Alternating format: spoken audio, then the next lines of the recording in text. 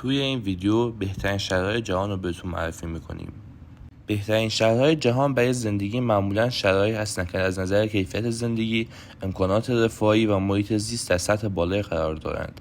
در ادامه ویدیو به شما برخی از این شهرها رو معرفی میکنیم.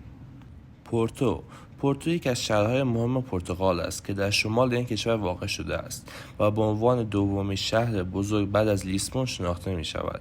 این شهر با تاریخ طولانی، معماری چشم نواز و فرهنگ غنی مقصدی ایدئال برای کسانی است که به دنبال تجربه متفاوت از زندگی شهری هستند.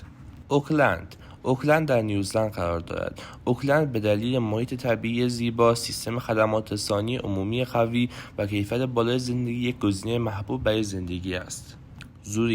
زوریخ واقع در سوئیس است. این شهر به دلیل ثبات اقتصادی، کیفیت بالای زندگی و سیستم آموزشی قوی در رتبه بالای بهترین شهرهای جهان قرار دارد. کوپنهاگ در دانمارک قرار دارد. این شهر به دلیل تمرکز در پایداری، زیرساخت‌های حمل و نقل عمومی عالی و فرهنگ غنی به عنوان یکی از بهترین شهرهای جهان برای زندگی شناخته شده است. ملبورن واقع در کشور استرالیا است. ملبورن به دلیل فرهنگ غنی، زیرساخت‌های عالی و کیفیت بالای زندگی یک انتخاب محبوب برای مهاجران و گردشگران به خصوص مهاجران ایرانی است. هنگ کنگ در چین قرار دارد.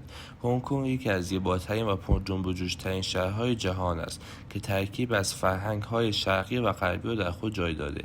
این شهر به عنوان یکی از مراکز مالی و تجاری جهان شناخته شده است و ویژگی‌های همچون آسمان‌خراش‌های مدرن و شلوغی خیابان‌ها آن را جذاب می‌کند.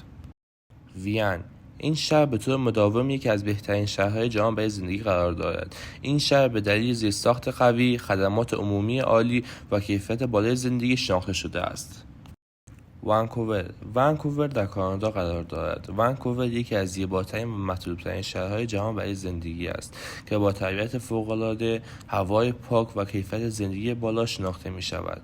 این شهر ساحلی که در میان کوه‌ها و اقیانوس آرام قرار گرفته است، به دلیل تعادل بی‌نظیر بین زندگی شهری مدرن و فضای طبیعی مقصدی ایدئال برای افرادی است که به دنبال آرامش و رفاه هستند.